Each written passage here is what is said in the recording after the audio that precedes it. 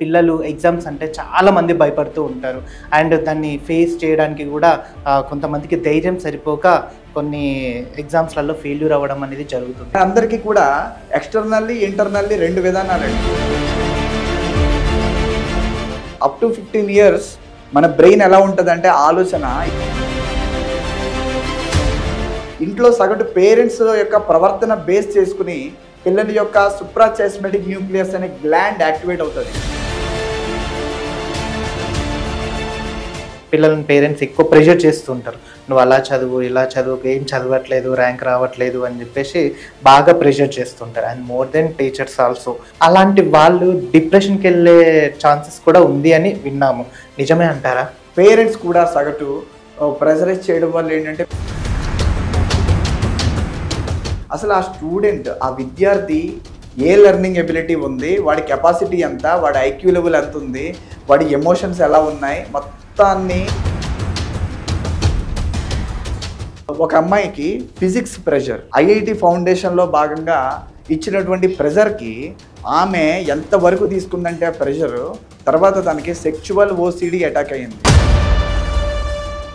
ఒక సీరియల్ చూసినందుకు, ఒక రియాలిటీ షోస్ చూసి ఒక అమ్మాయి పదే తన ఊహించుకోవడంతో తన రిలీజియస్ ఓసిడీకి అటాక్ అయ్యింది. పిల్లలకు ఓ విధంగా ఫోన్ ఇవ్వడం మంచిది అని కొన్ని విషయాలు చెప్తున్నాయి. దానివల్ల ఎఫెక్ట్ అయ్యే ఛాన్సెస్ ఉంది అని చెప్పేసి కొన్ని విధాలుగా చెప్తున్నాయి. అంటే దేన్ని పరిగణలోకి తీసుకోవచ్చు అసలు? ఈ ఫోన్ వల్ల సగటు పెద్దవాళ్ళలో మీరు గమనించండి, ఈ మధ్య అయితే పెద్దవాళ్ళు, వయసులో పెద్దవాళ్ళు కూడా జీవితాలను సైతం నాశనం చేసేస్తుంది. ఇది చైల్డ్ వల్ల బ్లూ లైట్ ఎఫెక్ట్ బాగా తగులుతుందండి రెటీనాకి. ఎప్పుడైతే బ్లూ లైట్ ఎఫెక్ట్ ఉందో రెటీనాకి ఆటోమేటిక్గా. ఇప్పుడు కమింగ్ సూన్ ఇంటర్మీడియట్ ఎగ్జామ్ కూడా జరుగుతుంది. ఏ టైంలో పిల్లలు చదివితే వాళ్ళకు మంచి ర్యాంక్ వచ్చే ఛాన్సెస్ ఉంది? సెరిటోనిన్ అనే హార్మోను ఎగ్జామ్కి వెళ్ళే పిల్లలకి చాలా సహాయం చేస్తుంది. మనం తీసుకునే ఫుడ్ బట్టి కూడా మన ఆలోచన మారిపోతూ ఉంటుంది. ఇది కనుక ఇంప్లిమెంట్ చేయగలిగితే వాళ్ళు చిన్నప్పుడు చదివిన సుమతి శతకం, వేమన శతకం కూడా గుర్తొచ్చేస్తూ ఉంటుంది ఎగ్జామ్లో. ఇది ఫైన్ మోటార్ స్కిల్స్, ఇది గ్రాస్ మోటార్ స్కిల్స్. ఈ రెండు కలిస్తే ఖచ్చితంగా గవర్నమెంట్ జాబ్ కొట్టాలి అనే దాని మీద రేయింబగళ్ళు కష్టపడి వాళ్ళ నిద్రాహారాలు మానుకొని కూడా బాగా కాంపిటీషన్స్కి ప్రిపేర్ అవుతూ ఉంటారు. సో అలాంటి వాళ్ళు ఏ టైంలో చదివితే వాళ్ళు అనుకున్న గోల్ని రీచ్ అవుతారు? మనకి ప్రీపాంటల్ కార్టెక్స్ తర్వాత ఇక్కడ 5 విభాగాలు ఉంటాయండి. Prefrontal cortex, frontal cortex, occipital lobe, parietal lobe, temporal lobe. 25 నిమిషాలు చదవండి, ఒక 5 నిమిషాలు బ్రేక్ తీసుకోండి, మళ్ళీ 25 నిమిషాలు చదవండి. నేను చెప్తున్నాను, ఛాలెంజ్ ఇది. చదవలేని క్వశ్చన్లకు కూడా ఆన్సర్లు గుర్తొస్తాయి. నమస్తే, వెల్కమ్ టు ఎన్ఎన్ మీడియా. నేను మిరిషి. ఇక ఈరోజు చూసుకున్నట్టయితే ఈ మధ్యకాలంలో పిల్లలు ఎగ్జామ్స్ అని అండ్ వాళ్ళల్లో ఉండే ఫెయిర్ గురించి చాలా భయపడుతూ ఉంటారు. అండ్ ఎగ్జామ్స్ అంటేనే చాలామంది భయపడుతూ కొంతమంది సరిగ్గా ప్రిపేర్ అవుతారు, కొంతమంది సరిగ్గా ప్రిపేర్ అవ్వరు. అయితే వాళ్ళల్లో వచ్చే ప్రాబ్లమ్స్ అంటే ఎలా ఉంటాయి? అండ్ మోర్ దెన్ ఎగ్జామ్స్లో ఫెయిల్యూర్ అయిన పిల్లలు కూడా ఈ మధ్య సూసైడ్ అటెంప్ట్స్ చాలా చేస్తున్నారు. అసలు ఎగ్జామ్స్లో ప్రాపర్గా కూడా స్టడీ అనేది చేయకపోవడం వల్ల కూడా వాళ్ళ మైండ్ సెట్ అనేది చాలా చేంజ్ అవుతుంది. అండ్ కొన్ని డ్రగ్స్కి కానీ దీనికి కూడా అలవాటు పడుతూ ఉన్నారు. అలాంటి వారికి ఎలాంటి ట్రీట్మెంట్ ఉంటుంది? అసలు అలాంటి వారి మైండ్ సెట్ని ఎలా డైవర్షన్ చేయాలి? అలాంటి వారికి ఎలాంటి సైకలాజికల్ పరంగా ట్రీట్మెంట్ ఇస్తే వాళ్ళ ఫ్యూచర్ అనేది బాగుంటుంది అనే దాని మీద మాట్లాడడానికి మనతో పాటు ఉన్నారు chief cognitive and behavioural architect mind vision Venugopal గారు మనతో పాటు ఉన్నారు. వారిని అడిగి మిగతా విషయాలు తెలుసుకుందాం. నమస్తే సార్. నమస్తే అండి. ఎలా ఉన్నారు? Super sir. ఈ మధ్యకాలంలో చూసుకున్నట్టయితే పిల్లలు ఎగ్జామ్స్ అంటే చాలా మంది భయపడుతూ ఉంటారు.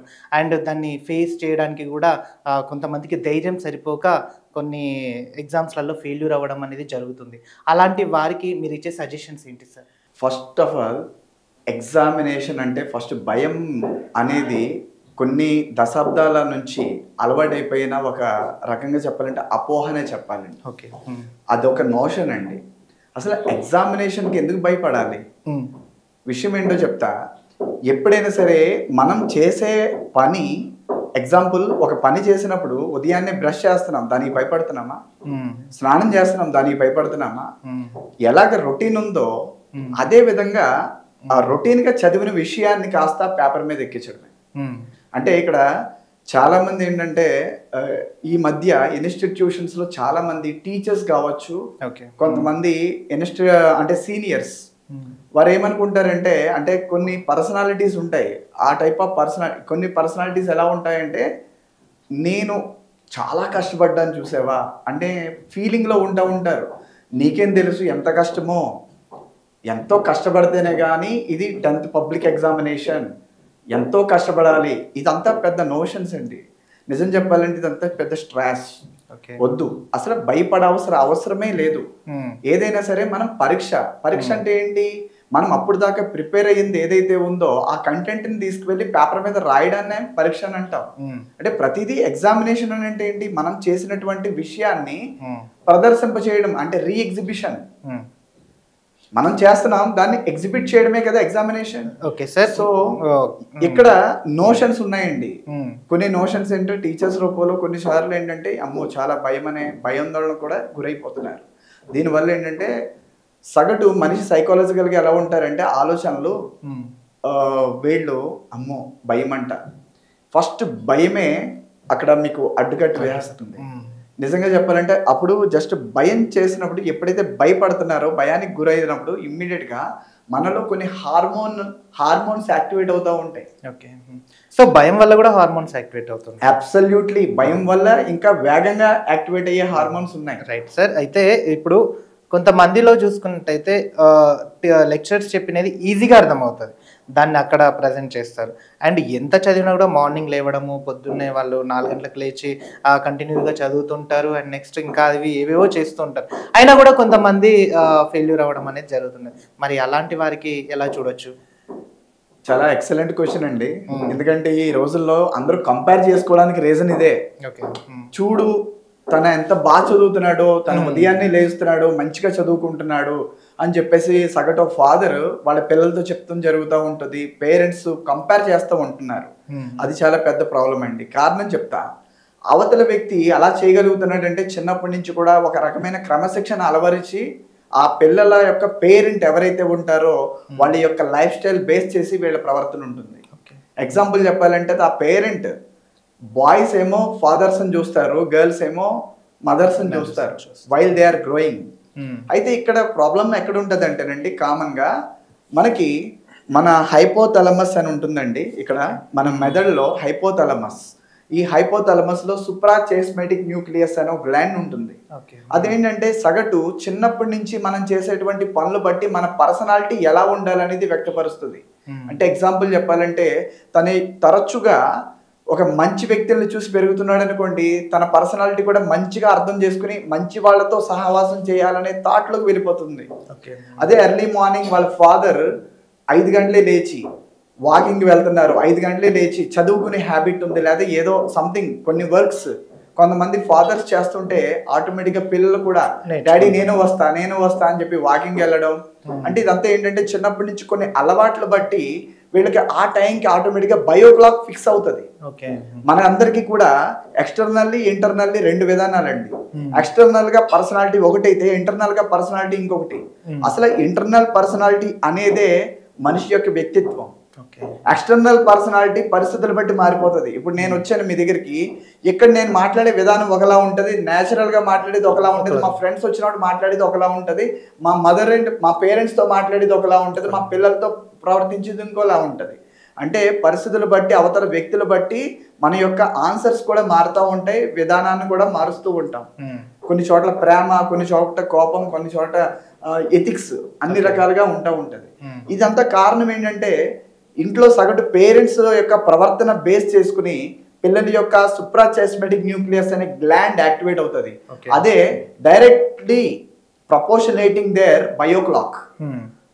ఉదయం మా డాడీ 5ంటికి లేస్తున్నాడు, డాడీతో పాటు నేను వాకింగ్ వెళ్తున్నాను, నాకు ఏ అలవాటు వస్తుంది? Over a period of time నేను ఆటోమేటిక్గా 5కి లేవాలి, ఆటోమేటిక్గా నాకు నిద్ర మేలుకు వస్తుంది. ఎందుకంటే మనం కొన్ని రోజుల పాటు క్రమశిక్షణ భరితంగా ఒక విధానాన్ని మనం అమలుపరచగలిగితే అది మనకి హ్యాబిట్ కింద అలవాటు కింద తయారవుతుంది. తద్వారా ఏంటంటే అవతల వ్యక్తి పిల్లల యొక్క పేరెంట్స్ యొక్క లైఫ్ స్టైల్ బేస్ చేసుకుని వాళ్ళు లేవగలుగుతారు. దీంట్లో ఇంకొక విధానం ఉందండి. ఏంటంటే పిల్లల్లో ఆలోచన విధానాల్లో 4 రకాలు ఉంటాయండి పర్సనాలిటీకి సంబంధించి. ఫస్ట్ది ఏంటంటే IQ, EQ, CQ, AQ. IQ ఏంటంటే ఇంటెలిజెంట్ కోషెంట్. ఈ ఇంటెలిజెంట్ కోషెంట్ ఎక్కువ ఉన్న వాళ్ళకి పదే పదే బ్రెయిన్ ఏం ప్రేరేపిస్తుంది అంటే ఎంతవరకు చదువుదాము, ఎంతైనా వాళ్ళకి టైం దొరికినప్పుడల్లా సరదాగా చదువుకుంటూ ఉంటారు. అంటే నేర్చుకునే తత్వం ఎక్కువ ఉంటుంది అన్నమాట. ఈ నేర్చుకునే తత్వం ఉన్న వాళ్ళకి ఆటోమేటిక్గా అక్కడ కావాల్సిన రిక్వైర్మెంట్ ఏంటి? స్టూడెంట్కి నేర్చుకోవాలి, పాఠ్యాంశాలను నేర్చుకోవాలి. సో పాఠాలను నేర్చుకోవడానికి వీళ్ళు ఆసక్తి చూపిస్తారు కాబట్టి సహజంగానే ఉదయాన్నే వీళ్ళు తెల్లవారుజామున 4 గంటలు లేచి చదవడానికి ముఖ్య కారణం అవుతుంది. కానీ ఇక్కడ ఐక్యూ ఉన్న అబ్బాయిని నార్మల్గా ఇంకొక అబ్బాయి ఉంటాడు, ఇంకొక స్టూడెంట్. ఈ విధంగా ఏంటంటే ఈ ఐక్యూ ఉన్న అబ్బాయితో క్రియేటివిటీ ఉన్న అబ్బాయిని పోలుస్తున్నారు. ప్రాబ్లం ఏంటంటే ఇక్కడ ఇంటెలిజెంట్ కోషెంట్ ఎక్కువ ఉంది కాబట్టి ఇది ఇష్టపడి చేస్తున్నాడు, తనకి కష్టం ఉండదు. కానీ క్రియేటివిటీ ఉన్న అబ్బాయికి నేర్చుకునే తత్వం ఉండకపోవచ్చు. స్మార్ట్ వర్కర్ ఉంటాడు. స్మార్ట్ వర్కర్ ఏ విధంగా అంటే కొత్తగా సృజనాత్మకంగా ఆలోచించి తను ఏదో రంగా అచీవ్ అవ్వాలనుకుంటాడు. ఎగ్జాంపుల్ ఐక్యూ ఉన్న వాళ్ళు ఏంటంటే కన్సిస్టెన్సీ మెయింటైన్ చేస్తారు, ఒక డిసిప్లైన్ ఉంటుంది. బట్ క్రియేటివిటీ ఉన్న వాళ్ళు ఏంటంటే తక్కువ టైంలోనే తను ఎంతవరకు అర్థం చేసుకోవాలో అంతవరకు పాఠ్యాంశాలను అర్థం చేసుకోవడం ద్వారా ఈజీగా దాన్ని రీఎగ్జిబిట్ చేయడానికి అవకాశం ఉంటుంది. Right sir. ఇప్పుడు కొంతమందిలో పొద్దున్నే లేస్తే ఇలాంటి అంటే ఫాదర్ నుంచి పిల్లల దాకా వస్తుంది అని చెప్పేసి ఇందాక అంటున్నారు. కొంతమంది ఎంత చదివినా కూడా అసలు ర్యాంకుల కోసం దానికోసం తాపత్రయపడుతూ ఉంటారు. ఇప్పుడు ఒక చిన్న ఎగ్జాంపుల్ తీసుకున్నట్టయితే ఫ్రంట్లో ఉన్న వాళ్ళేమో తక్కువ ర్యాంక్లో ఉంటారు, అదే బ్యాక్లో ఉన్న వాళ్ళేమో వాళ్ళు చదవరు, కాలేజెస్కి కానీ స్కూల్స్కి కానీ ఏ దానికి అటెండ్ అవ్వరు, అయినా కూడా వాళ్ళకు మంచి ర్యాంకర్గా ముందుకెళ్తూ ఉంటారు. అసలు వాళ్ళని ఎలా చూడొచ్చు? ఇది కూడా చాలా మంచి ప్రశ్న అండి. ఎందుకో తెలుసా, ఇది ప్రతి ఒక్క టీచర్ కూడా అర్థం చేసుకోవాల్సిన ప్రశ్న. ఇది పేరెంట్ కాదు, ఇది టీచర్కి. ఈ ఆన్సర్ టీచర్స్కి ఉపయోగపడుతుంది. ఎందుకంటే స్కూల్లో బాగా చదివే పిల్లల్ని ఎదురు కూర్చోబెడతాం కాదండి. యాక్చువల్గా వీళ్ళు 3 రకాలుగా మనం వర్గీకరించవచ్చు. పిల్లల్లో 3 రకాల తత్వాలు ఉంటాయి. వీటినే లెర్నింగ్ ఎబిలిటీస్ అని అంటామండి. Yes, learning abilities. First learning ability ఏంటంటే విజువల్ లెర్నర్స్. విజువల్ లెర్నర్స్ ఏంటి? బోర్డ్ మీద రాసిన విషయాన్ని వీళ్ళకి ఫోటోగ్రాఫిక్ మెమరీ ఉంటుంది. అంటే చూడగానే గుర్తుపెట్టుకునే సామర్థ్యత ఎక్కువ వీళ్ళ బ్రెయిన్లో. సో చూడగానే ఈజీగా వాళ్ళు రీకలెక్ట్ చేసుకోగలుగుతారు, దాన్ని రీఎగ్జిబిట్ కూడా ఈజీగా చేయగలుగుతారు. సో వీళ్ళ ఆటోమేటిక్గా వీళ్ళు రీఎగ్జిబిట్ చేయగలుగుతారు. ఆటోమేటిక్గా వీళ్ళ జ్ఞాపక శక్తి కూడా ఎక్కువ ఉంటుంది. అలాగే ఈ పిల్లల్లో ఐక్యూ కూడా ఎక్కువ ఉండడానికి ఆస్కారం ఉంటుంది. అదే కారణం. ఐక్యూ కూడా ఎక్కువ ఉండడానికి ఏంటి? ఆసక్తి ఎక్కువ ఉంటుంది. నాకు పని ఈజీ అయింది అనుకోండి, ఆసక్తి ఎందుకు రాదు? అదే కష్టం అనుకోండి, ఆసక్తి ఉంటుందా? అంతే కదా. సో సెకండ్ది ఏంటంటే ఆడిటరీ లెర్నర్స్ అని అంటాం. ఆడిటరీ లెర్నర్స్ ఏంటంటే వీళ్ళు వినడం ద్వారా గుర్తుపెట్టుకుంటారు. ఇక్కడ ప్రాబ్లం ఏంటంటే చాలా మంది స్కూల్లో ఆడిటరీ లెర్నర్స్ ఎక్కువ ఏమవుతా ఉంటారంటే బ్యాక్ బెంచర్ లో కూర్చుంటారు. మీరు అబ్జర్వ్ చేయండి, కాలేజెస్ లో డైలాగులు వస్తా ఉంటాయి వెనక నుంచి, ఇదంతా. ఇది వీళ్ళకి నోరు కుదురుండదు, ఏదో ఒకటి మాట్లాడాలి. ఆడిటరీ లెర్నర్స్ వెనక్కి కూర్చుంటారు. మోస్ట్లీ మీరు చెప్పవసరం లేదు, వాళ్ళే వెళ్ళిపోతారు వెనక్కి. ఎందుకంటే they don't want to catch up by somebody. So back bench వాళ్ళని ఆడిటరీ పీపుల్స్ అంటారు. అబ్సల్యూట్లీ. బ్యాక్ బెంచ్ లో కూర్చున్న వాళ్ళందరూ ఆడిటరీ ఎబిలిటీస్ ఉంటాయి, వాళ్ళ వింటే గుర్తుపెట్టుకునే సామర్థ్యత ఉంటుంది. సో ఈ విధంగా ఉంటారు. నెక్స్ట్ ఇంకా మధ్యలో ఉంటారు చూడండి, ఫ్రంట్ విజువల్ లెర్నర్స్ ని కూర్చోబెడతారు కదా, బ్యాక్ ఆడిటరీ లెర్నర్స్ కూర్చుంటారు. మధ్యలో ఉండే వాళ్ళనే కెనిస్ట్రికల్ లెర్నర్స్ అని అంటారు.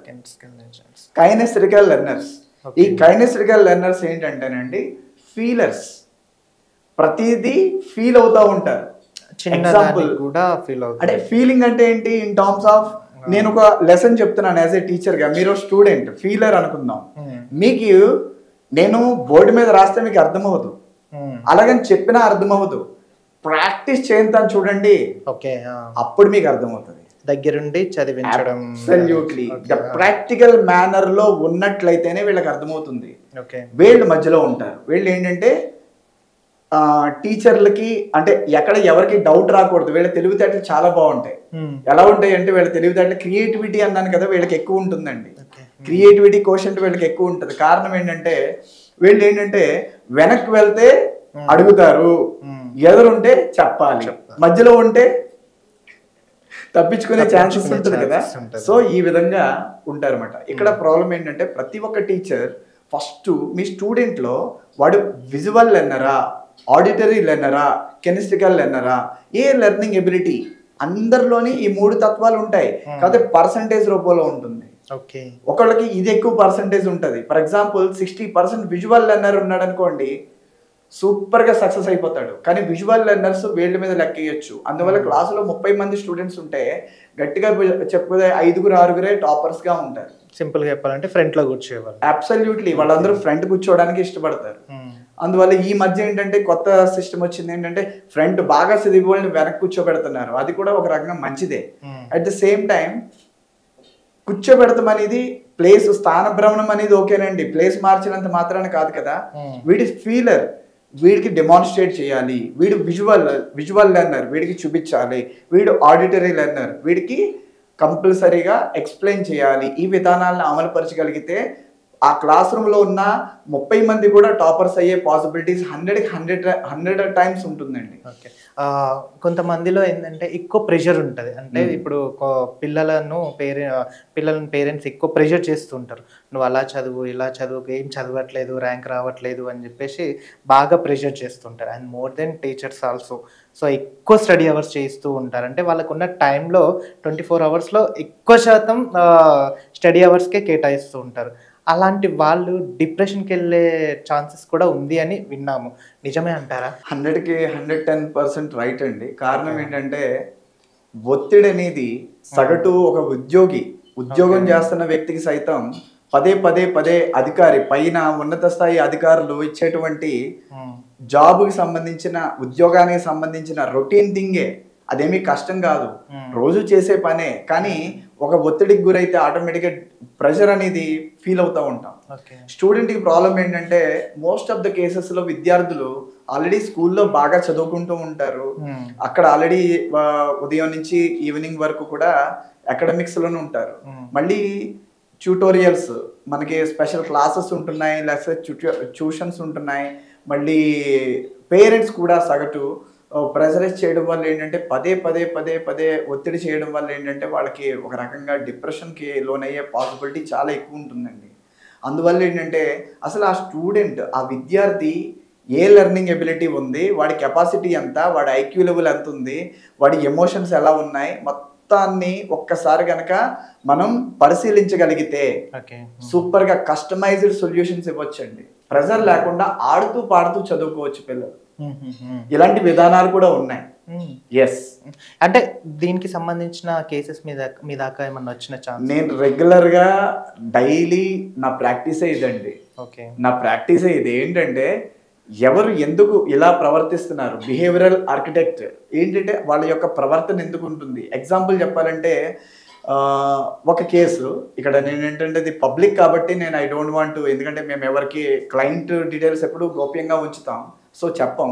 కానీ చెప్తున్నాను, పేర్లు చెప్పట్లేదు. ఒక అమ్మాయికి ఫిజిక్స్ ప్రెషర్ ఇచ్చారు ఎప్పుడు, ఇంటర్మీడియట్లో. ఆ ఫిజిక్స్ ఏంటి, ఐఐటి ఫౌండేషన్లో భాగంగా ఇచ్చినటువంటి ప్రెషర్కి ఆమె ఎంతవరకు తీసుకుందంటే ఆ ప్రెషర్ తర్వాత తనకి సెక్చువల్ ఓసిడి అటాక్ అయ్యింది. ఇంకొక అమ్మాయిని, అంటే వీళ్ళందరూ నేను ట్రీట్ చేసిన వాళ్ళు. ఇంకొక అమ్మాయి ఏంటంటే జస్ట్ పేరెంట్స్ అనుకుంటారు సీరియల్ కదా చూడనివిలే అని అనుకుంటారు. ఒక సీరియల్ చూసినందుకు, ఒక రియాలిటీ షోస్ చూసి ఒక అమ్మాయి పదే తన ఊహించుకోవడంతో తన రిలీజియస్ ఓసిడికి అటాక్ అయ్యిందండి. సెక్చువల్ ఓసిడి అని అంటే యాక్చువల్లీ ఏ వ్యక్తిని చూసినా సరే ఒక రకమైన ఆలోచనలు, నెగిటివ్ థాట్స్ రావడం సెక్చువల్ ఓసిడి. ఇక్కడ రిలీజియస్ ఓసిడి అంటే ఏంటంటే దేవుళ్ళు గుర్తొస్తారు, దేవుళ్ళు కల్లోకి వస్తారు. కానీ ప్రాబ్లం ఏంటో తెలుసా, దేవుళ్ళు కల్లోకి వస్తారు కానీ మంచి పనులు చేయరు. మీ ఫాదర్ చనిపోతాడు అని చెప్పేసి కళ వచ్చిందంట. కళ అది యాక్చువల్గా ఎప్పుడో మనకు కూడా అనిపిస్తూ ఉంటుంది, ఒక ఇన్సిడెంట్ ఇది ఆల్రెడీ జరిగిపోయి ఉండొచ్చు అని చెప్పేసి. అక్కడ ఆ అమ్మాయి విధానం ఏంటంటే తనకి వచ్చిన కళ అది నిజమని భ్రమపడుతూ తన వల్లే వాళ్ళ ఫాదర్ చనిపోయారని చెప్పేసి ఆల్మోస్ట్ ఇప్పటికి 14 సంవత్సరాలు బట్టి తన కుమిలిపోతుందండి మానసికంగా. ఒక్కసారి వచ్చిన కళకి ఈ ఓసిడి రిలీజియన్ ఓసిడి. ఓకే. ఈ రిలీజియస్ ఓసిడిలో ఇంకొక విషయం ఏంటంటే ఇప్పుడు ఒక వస్తువు ఉందండి, ఈ వస్తువు ఎలా ఉండాలి, ఇది ఇలా ఉంటే ఏదో జరుగుతుంది. నేను ఇక్కడ టచ్ చేశాను మళ్ళీ ఇక్కడ టచ్ చేయాలి, ఇక్కడ టచ్ చేసి ఇక్కడ టచ్ చేయలేదు అనుకోండి ఏదో జరిగిపోతుంది, దీనివల్ల ఏదో బ్యాడ్ వస్తుంది. ఇలాంటి థాట్స్ కూడా వస్తూ ఉంటాయి. అంటే ఇలాంటి వాళ్ళకి ట్రీట్మెంట్ ఎలా ఉంటుంది సార్? ఇది వీళ్ళకి ఎలా ఉంటుంది అంటే ఫస్ట్ అసెస్ చేస్తామండి, ఇవాల్యుయేట్ చేస్తాం వాళ్ళ ఆలోచన ఎలా ఉంది ఏంటనేది. నెక్స్ట్ వీళ్ళకి ఎలాగిస్తామంటే సబ్ కాన్షియస్ రీప్రోగ్రామింగ్ మెథడ్ అని ఒక విధానం ఉన్నదండి. వాళ్ళ యొక్క బిలీవ్స్ ఏవైతే ఉన్నావో వాటిని చెరుపుతూ కొత్త థాట్స్ని ప్రోగ్రామ్ చేయడం ద్వారా ఆటోమేటిక్గా పర్మనెంట్గా కూడా చూడండి. మనకి చంద్రముఖి సినిమా చూసాక రజనీకాంత్ గారు ఒక ఇన్సిడెంట్లో వారు ఆత్మాహుతి చేసుకున్నట్లు నమ్మించాక ఆటోమేటిక్గా తీసుకొచ్చి పెడతారు, ఆటోమేటిక్గా నార్మల్ అయినట్లు. తర్వాత చంద్రముఖి సెట్ వేసినా పర్లేదు అని అంటారు. అలాగా ఇక్కడ వన్స్ క్యూర్ అయిపోయాక ఏ విధమైన చూసినా సరే ఏ విధంగా కూడా ఎఫెక్ట్ అవ్వరు. కానీ ఇవి చాలా చోట్ల ఏం జరుగుతున్నాయి ఏంటంటే పెళ్లిళ్ళు అయ్యాక మ్యారిటల్ లైఫ్ లో బయటకు వస్తున్నాయి ఈ ఇష్యూస్ అన్ని. ఇప్పుడు ఈ ఇష్యూస్ ఎప్పుడు వచ్చినాయి అంటే ఈ అమ్మాయి 9th క్లాస్ లో జరిగిన ఇన్సిడెంట్ అది. ఆఫ్టర్ 14 మ్యారేజ్ అయ్యాక బయటకు వచ్చింది ఈ ఇష్యూ. వాళ్ళ హస్బెండ్ తీసుకొస్తే అక్కడ మేము రిజాల్వ్ చేయాల్సి వచ్చింది. సో ప్రాబ్లం ఏంటంటేనండి చిన్నప్పటి నుంచి కూడా అమ్మ కడుపులోంచి కూడా ప్రవర్తన స్టార్ట్ అవుతుంది 4వ నెల నుంచి. ఇది గమనించాలి ప్రతి ఒక్కరు. అందువల్ల డ్యూరింగ్ ప్రెగ్నెన్సీ మంచి విషయాలు మాట్లాడాలి, మంచి విషయాలు నేర్పాలి, మంచి విషయాలు వినాలి, మంచి విషయాలు చూడాలి, చెడుకు దూరంగా ఉండాలి. అబ్సల్యూట్లీ. అప్పుడు ఆటోమేటిక్ గా ఇవన్నీ. అలాగే చిన్న పిల్లల్లో కూడా మొబైల్ ఫోన్లు ఇస్తున్నారు కదా, ఈ మొబైల్ ఫోన్లు ఇవ్వడం వల్ల కూడా చాలా ప్రాబ్లమ్స్ వస్తూ ఉంటాయి. రైట్, మంచి పాయింట్ తీసుకున్నాం సార్. సో ఇప్పుడు చాలా మందిలో పిల్లల్లో ఎక్కువ శాతం అసలు పేరెంట్స్కి కూడా తెలియని సెట్టింగ్స్ కానీ ఇవి కానీ పిల్లలు ఈజీగా దాన్ని చేసేస్తున్నారు. అంటే పిల్లలకు ఓ విధంగా ఫోన్ ఇవ్వడం మంచిది అని కొన్ని విషయాలు చెప్తున్నాయి, దానివల్ల ఎఫెక్ట్ అయ్యే ఛాన్సెస్ ఉంది అని చెప్పేసి కొన్ని విధాలుగా చెప్తున్నాయి. అంటే దేన్ని పరిగణలోకి తీసుకోవచ్చు అసలు? అంటే మనకి ఇదివరకు జెనెటికల్గా చూసుకున్నట్లయితే పూర్వంలో ఇన్ని గ్యాడ్జెట్స్ లేవు, ఇంత ఎఫెక్ట్ లేదు, రేడియేషన్ ఎఫెక్ట్ లేదు. అప్పుడు ఏంటంటే అందరూ హెల్తీగా ఉన్నాం, భగవంతుడు ఇచ్చిన సంపూర్ణమైన ఆరోగ్యాన్ని యాజ్ ఇట్ ఈస్గా మనం ఫాలో అయ్యేవాళ్ళం. కానీ ఇప్పుడు ఏం చేస్తామో తెలుసా అండి, మాడిఫికేషన్. ప్రతిదీ మాక్టైల్స్ వచ్చినాయి. ఇదివరకు జస్ట్ సాఫ్ట్ డ్రింక్ తీసుకునే వాళ్ళు కూడా మాక్టైల్ కి సంస్కృతి అనేది వచ్చింది. ప్రతిదీ మాక్టైల్ ఇవన్నీ పెరిగినాయి. సో తద్వారా ఆలోచన విధానం, మనం తీసుకునే ఫుడ్ బట్టి కూడా మన ఆలోచన మారిపోతూ ఉంటుంది. తీసుకునే ఫుడ్ ప్రేరేపిస్తుంది కొన్ని హార్మోన్స్ని. Vitamin E deficiency మెలటోనిన్ని క్షీణింపజేస్తుంది. ఆటోమేటిక్గా ఏమవుతుంది, గ్రే హెయిర్, తెల్ల జుట్టు వస్తుంది, హెయిర్ ఫాలింగ్, నిద్రలేమి, ఇలాంటి ప్రాబ్లమ్స్ కూడా రావడానికి ఇదే రీజన్ అవుతుంది. సో ఇలా చెప్పుకుంటా పోతే ప్రతి దానికి హార్మోనల్ ఇంబ్యాలెన్స్ డిజార్డర్స్ రావడానికి గల కారణం ఇది అవుతుంది. ఇప్పుడు మీరు అన్నట్లు ఇప్పుడున్న జనరేషన్ వినపోవడానికి కూడా కారణం ఏంటంటే ఫస్ట్ వాళ్ళ ఎబిలిటీస్ ఏదైతే లాజికల్ సెన్స్ ఉంటుందో తెలివితేటలు ప్రీపాంటల్ కార్టెక్స్ ద్వారా మనకి తెలివితేటలు అభివృద్ధి చెందుతాం. ఏ వ్యక్తి అయినా తెలివైనోడనంటే ప్రీపాంటల్ కార్టెక్స్ దాని యొక్క పర్సంటేజ్ చాలా బాగుందని అర్థం. ఈ ప్రీపాంటల్ కార్టెక్స్ ఎప్పుడైతే దీని ఎబిలిటీ తగ్గుతుందో ఆటోమేటిక్గా ఏమవుతుంది అంటే బుద్ధి క్షీణత, అంటే నేను చేస్తుంది మంచా చెడా అనే విచక్షణ కోల్పోతాడు మనిషి. చేస్తున్న పనిలో మంచి చెడు అనేది చూడడు. ఎక్కడైనా ఒక అన్యాయం జరుగుతుంటే సరదాగా వీడియో తీసుకుంటాడు. లేదంటే కనుక చూడండి, మనం ట్రావెల్స్లో అబ్జర్వ్ చేస్తే ట్రావెలింగ్లో కూడా పక్కన కామన్ సెన్స్ ఉండదు. అంటే ఆలోచించరు వీళ్ళు, ఇంకా పక్కన వాళ్ళకి డిస్టర్బ్ అవుతుందా అని కూడా చూడరు. ఇయర్ ఫోన్స్ కూడా పెట్టుకోరు, పెద్ద సౌండ్ పెట్టుకుంటారు పక్కన. ఇప్పుడు ఏసీ కోచ్లో మొన్న ఒకసారి మామూలుగా ఏం జరుగుతుంది, సైలెంట్గా ఉంటుంది. వీళ్ళు ఏం చేస్తారు, జబర్దస్త్ ప్రోగ్రామ్ చూస్తూ ఉంటారు. అదే పెద్ద సౌండ్ వస్తూ ఉంటుంది. పడుకున్న వాళ్ళకి డిస్టర్బెన్స్. అయ్యో ఇన్ని వందల మంది, అంటే కొంతమంది పడుకున్నారే, 10లో అందరూ పడుకున్నారు, మిడ్ నైట్ 1 గంటకు కూడా. ఎందుకంటే తన హ్యాబిట్ అయిపోయింది, తనకు అర్ధరాత్రి కూడా చూడడం అలవాటు అయిపోయింది, పడుకునే ముందు చూస్తారు. దానివల్ల ఏంటి బ్లూ లైట్ ఎఫెక్ట్ బాగా తగులుతుందండి రెటీనాకి. ఎప్పుడైతే బ్లూ లైట్ ఎఫెక్ట్ ఉందో రెటీనాకి, ఆటోమేటిక్గా ఇది మన హైపోథాలమస్లో సుప్రాచియాస్మాటిక్ న్యూక్లియస్ని డిస్టర్బ్ చేస్తుంది. అంటే అప్పుడు దాకా బాగా పెరిగిన వ్యక్తులు కూడా డీవియేట్ అవ్వడానికి మెయిన్ రీజన్ ఇదేనండి, బ్లూ లైట్.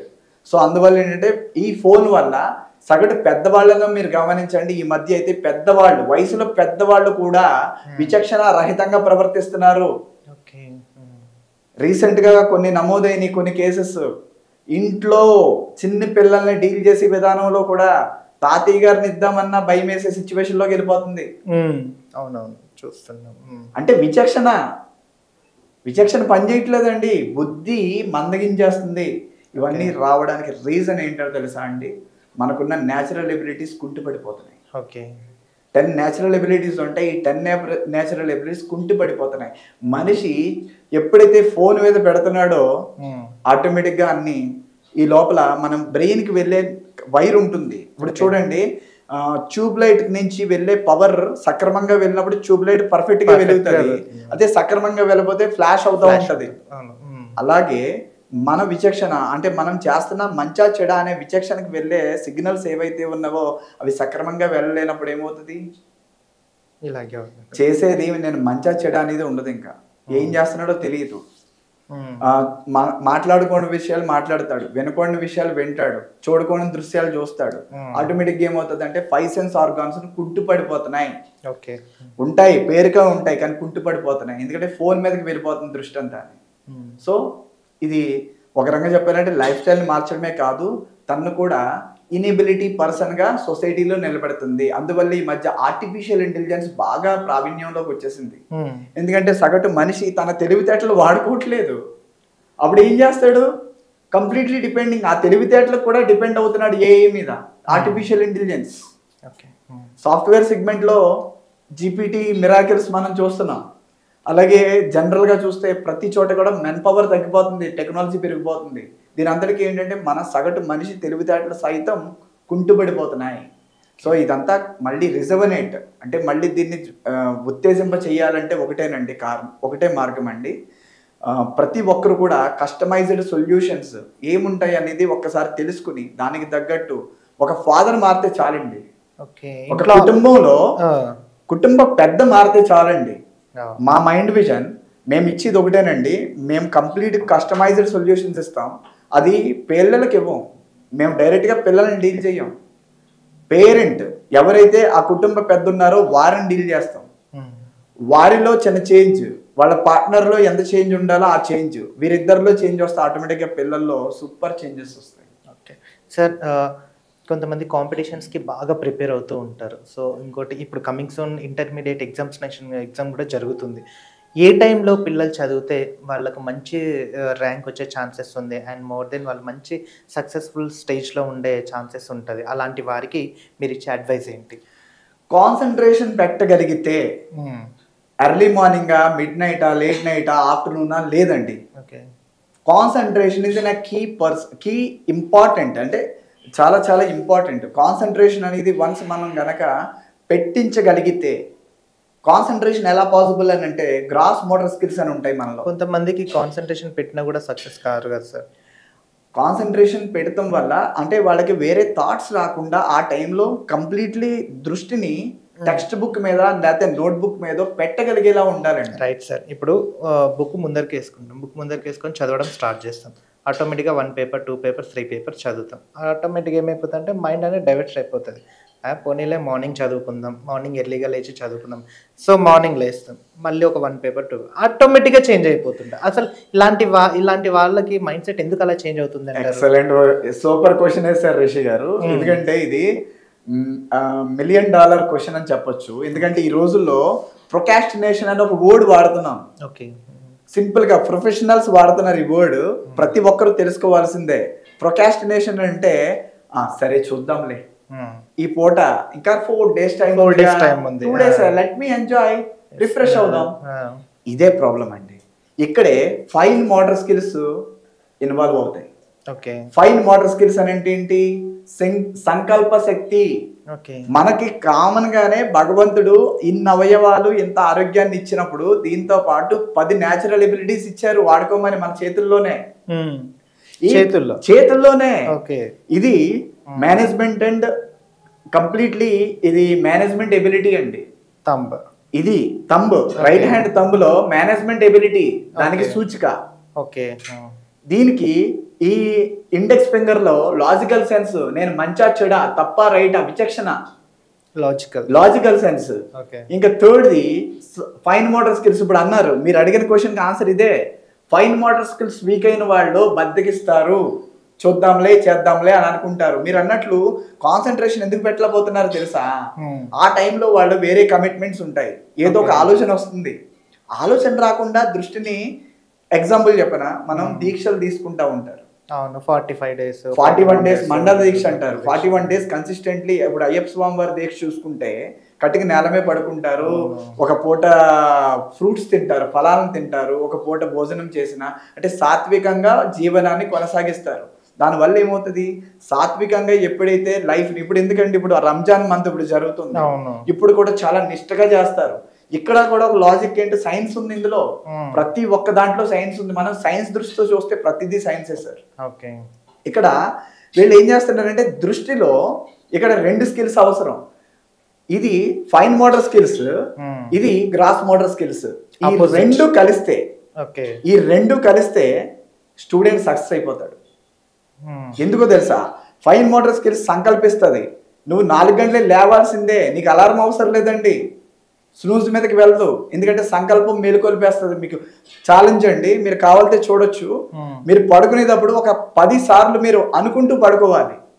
ఎర్లీ మార్నింగ్ 4 గంటలే నేను లెగుస్తున్నాను, చదువుకుంటున్నాను, నాకు ఇంత సక్సెస్ అవుతున్నాను అని చెప్పేసి మీరు అనుకోండి. 10 సార్లు అనుకోండి, మీ బ్రెయిన్లో బయో క్లాక్ యాక్టివేట్ అయిపోతుంది.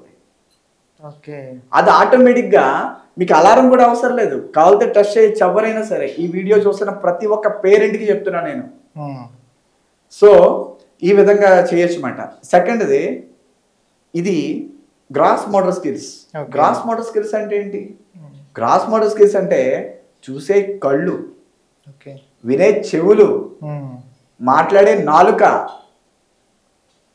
ఎవ్రీథింగ్, ఆలోచించే ఆలోచన, ఆచరించే పని. ఈ 5 కూడా ఒక చోట కేంద్రీకరించాలి.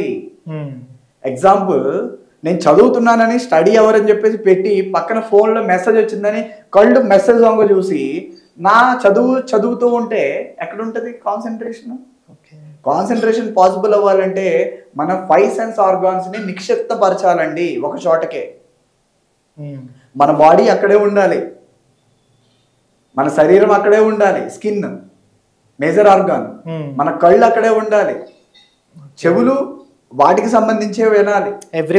బయట వస్తాయి వేరే సౌండ్స్ వస్తాయి, కిచెన్ లో మిక్సీ సౌండ్ రావచ్చు, లేకపోతే పక్క వీధిలోంచి ఏదైనా చిన్న సౌండ్స్ రావచ్చు, వెండర్స్ ఎవరికో సౌండ్ చేయొచ్చు.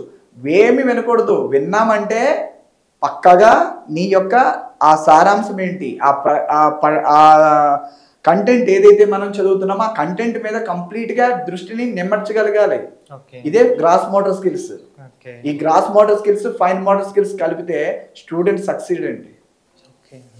సో దీనికి పాసిబిలిటీ ఉందండి. ఎలా అంటే ప్రతి ఒక్క స్టూడెంట్ కూడా ఫస్ట్ చేయాల్సింది ఎగ్జామినేషన్. మనం క్లాస్లో చదువుకున్న విషయాలను కూడా చాలామంది ఏం చేస్తారంటే, ఒక చిన్న విషయం ఇది చాలా ఇంపార్టెంట్, కీలకమైందండి, బాగా చదువుతారు, చాలా బాగా చదువుతారు.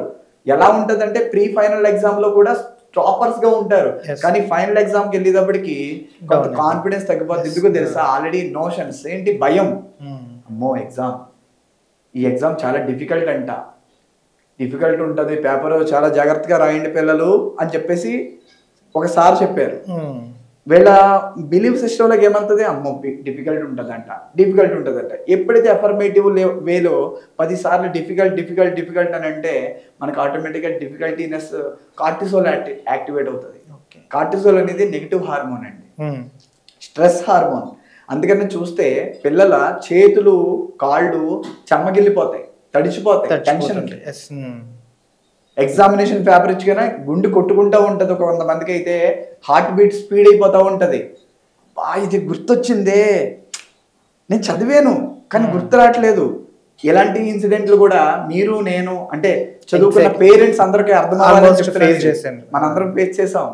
ఇప్పుడు పిల్లలు ఫేస్ చేయకూడదంటే ఏం చేయాలి? ఒక టెక్నిక్ చెప్తాను ఇక్కడ. 3, 4, 7 3 times 3 seconds బ్రీత్ తీసుకోవాలి. 3 seconds ఇన్హేల్ చేయండి. మీ పిల్లలకి చెప్పండి, ప్రతి ఒక్కరికి కూడా 3 seconds ఇన్హేల్ చేయాలి, 4 seconds హోల్డ్ చేయాలి. హోల్డ్ బ్రీత్ తీసుకుని ఆపేయాలి ఆ బ్రీత్ ని 4 seconds. 7 seconds పాటు రిలీఫ్ చేయాలి. చూడండి ఎగ్జాంపుల్.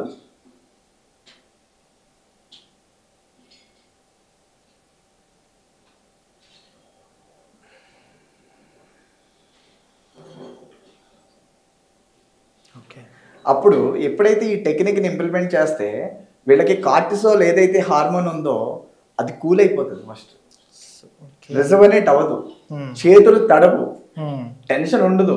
ఎగ్జామినేషన్ హాల్లోకి ఒక పావు గంట ముందు వెళ్ళి కూర్చుని ఈ టెక్నిక్ని సాధ్యమైనంత ఎక్కువ, అంటే ఎగ్జాంపుల్ కనీసం 5 సార్లు చేయండి లేదా 10 సార్లు చేయండి.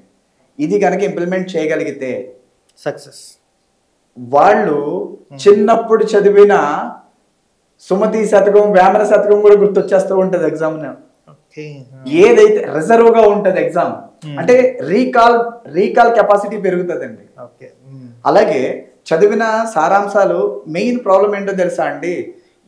ఇప్పుడు ప్రతి ఒక్కరు సక్సెస్ అవుతారు కానీ భయం అనే 1% 99 అనే సక్సెస్ ని డామినేట్ చేస్తుంటది. చాలా మందిలో విన్నాం కూడా. 99% సక్సెస్ ని 1% డామినేట్ చేస్తుంది ఒక భయం. ఒకవేళ అవ్వకపోతే కొంతమంది చూడండి, ప్లాన్ ఏ సక్సెస్ అవుతే ప్లాన్ బి అని అంటారు. ఫస్ట్ ప్లాన్ ఏ దగ్గరే మీరు ఫుల్ కాన్ఫిడెంట్ గా ఉంటే ప్లాన్ బి అవసరం లేదు. ఇక్కడ ప్రాబ్లం ఏంటో తెలుసా? ఈ నెగిటివిటీ. ఒకవేళ ఇలా వస్తే, ఇలా జరిగితే, మీరు ఆలోచించారుగా ఖచ్చితంగా జరిగే ఆపర్చునిటీ ఉంటుంది. ఆలోచించకూడదు. వన్స్ మీరు ఫిక్స్ అయ్యారంటే అయ్యిందంతే. ఎప్పుడైతే మనం ఇలా ఫిక్స్డ్ మైండ్ సెట్ నుంచి బయటికి రావాలంటే కంఫర్ట్ జోన్ నుంచి బయటకు వచ్చేయాలి. ఓకే సార్, ఇంకొకటి పిల్లలు ఈజీగా కొంతమంది ఎక్కువ శాతం తొందరపాటు నిర్ణయాలు అంటారు. ఇలా తొందరపాటు నిర్ణయాలు తీసుకుంటారు. ఇప్పుడు ఎగ్జామ్ దాంట్లో కొంచెం ఫెయిల్యూర్, ఒక సబ్జెక్ట్లో ఫెయిల్ అయినాము అండ్ ఎగ్జామ్ ఫెయిల్యూర్ అయినాము అని చెప్పేసి ఆ వార్త వినంగానే కొంతమంది ఆటోమేటిక్గా వెళ్ళి సూసైడ్ అటెంప్ట్స్ చేసుకుంటారు. అంటే ఇంత చదివినా కూడా నా జీవితం ఇంతే, నా లైఫ్ ఇంతే, ఇంకా నేను చదవలేను, ఇంకా నేను ఏ దాంట్లోనూ నేను ఎలిజిబుల్ అవ్వలేను అనే దాని మీద ఆలోచించుకుంటూ సూసైడ్ అటెంప్ట్స్ చేసుకుంటూ ఉంటారు. అసలు ఎందుకు ఇలా జరుగుతుంది అంటారు పిల్లల్లో? ఒకటేనండి, బిలీఫ్ అండి. ఏదైనా బిలీఫ్. ఫర్ ఎగ్జాంపుల్ ఈ రోజుల్లో ఆ పేరెంట్స్ తక్కువ ఉన్నారు. మీరు అన్నట్లు అంత ప్రెజర్ అయితే అకాడమిక్గా ఇస్తున్నారేమో కానీ ఒకవేళ సర్లేనా, ఒకవేళ అవ్వకపోతే వదిలేయలే, డోంట్ వరీ అని చెప్తున్నారు. కానీ ఒక విషయం చెప్తా, ఆ పేరెంట్స్కి కూడా చెప్తున్నా, మీరు పైకి అంటున్నారు కానీ లోపల ఖచ్చితంగా మీ బాబు టాప్ రావాలి, ఎలాగైనా ఫ్రీ ఇప్పుడు ఎగ్జాంపుల్ నీట్ ఎగ్జామ్. నేను నీట్ స్టూడెంట్స్లో కొద్దిగా అబ్జర్వ్ చేశాను. రీసెంట్గా ఒక institution, I don't want to name that institution, చాలా ఫేమస్ ఇన్స్టిట్యూషన్ అది. అక్కడ నేను మెంటరింగ్ ఇస్తూ ఉంటాను అక్కడ నీట్ స్టూడెంట్స్కి. సో అక్కడ ఒక అమ్మాయి నా దగ్గరకు వచ్చింది స్టార్టింగ్లో, ఇప్పుడు కాదు స్టార్టింగ్లో ఫస్ట్ సెషన్లో. సార్, నేను బైపీసీ సెకండ్ ఇయర్ పర్సూ అవుతున్నాను, ప్రెసెంట్ చదువుతూ నీట్ ఫౌండేషన్ జాయిన్ అయ్యాను. ఇప్పుడు ప్రాబ్లం ఏంటో తెలుసా? ఆ పాప ఎందుకు వచ్చిందంటే ఒక పక్క నుంచి నీట్ ప్రిపేర్ అవుతూ BiPC second year examination marks cover చేసుకోగలుగుతాను. ఇప్పుడు ఎలా ఉన్నారంటే సొసైటీ ఎలా అయిపోయిందంటే చాలా చోట్ల కమర్షియల్ యాక్టివిటీస్ ఎక్కువ ఉన్నాయండి. ఏంటంటే ఏదన్నా అట్రాక్ట్ చేయడానికి, పేరెంట్స్ ఆలోచించడానికి, వాళ్ళ దృష్టిని తీసుకురావడానికి ఏం చెప్తున్నారని అంటే, ఈ ఫౌండేషన్ ఉంది, మా దగ్గర ఈ కోర్సెస్ ఉన్నాయి, ఇక్కడి నుంచే ఒకటి ఏది ఎప్పుడు ఎలాగా. ఎగ్జాంపుల్ చెప్పనండి, అలాగైతే మరి మనిషి సక్సెస్ అవ్వాలి కదా, మరి మ్యారేజ్ కూడా చిన్నప్పుడే చేసేయచ్చు కదా, మరి మ్యారేజ్ యాక్టివిటీస్ కూడా చిన్నప్పటి నుంచి నేర్పచ్చు కదా. నేర్పించారు, మరి ఎందుకు చెప్పరు? చదువుకోవాలనే థాట్, చదువుకోవాలని, చదివించాలనే విషయం ఏంటంటే కాదండి, అక్కడ విచక్షణ పనిచేస్తుంది. అదేంటి ఇప్పుడేంటి చెప్పేది, అది టైం రావాలరా. ఇప్పుడు మా ఫ్రెండ్ మమ్మీ అని అన్నారు అనుకో, ఒక అబ్బాయి వచ్చి ఒక అమ్మాయిని ఫ్రెండ్ అని అంటే డౌట్ ఏంటి, రే గర్ల్స్తో ఉండకూడదురా, చదువు డిస్టర్బ్ అవుతుందిరా.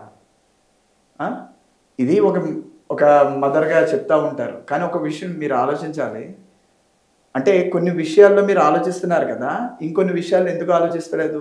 ఇంకొన్ని విషయాలు అంటే ఏంటి, కొన్ని ఈ టైం వస్తే మ్యారేజ్ వచ్చిందంటే 25 సంవత్సరాలు దాటితేనే మ్యారేజ్ అని ఆలోచించే పేరెంట్ నీట్ ఫౌండేషన్, ఒలింపియాడ్, ఇవన్నీ కొన్ని సోఫార్ మనం చెప్పుకునే కొన్ని కోర్సెస్, ఐఐటి ఫౌండేషన్ ఏంటి 6th క్లాస్ 7th క్లాస్ నుంచి ఐఐటి ఫౌండేషన్ అని అంటే ఎంత టైం ఉంది అది? ఆ టైం వచ్చాక అన్నప్పుడు ఓకే. అలాగే ఒక గర్ల్, ఒక అమ్మాయి చాలా డిప్రెషన్లోని సూసైడ్ అటెంప్ట్ కూడా వెళ్ళిపోయిందండి. ఓకే. ఎందుకంటే తను ఏ విధంగా అయిందంటే ఫస్ట్ తనకి సీట్ వచ్చింది మెడికల్లో, ఏది డెంటల్ వచ్చింది.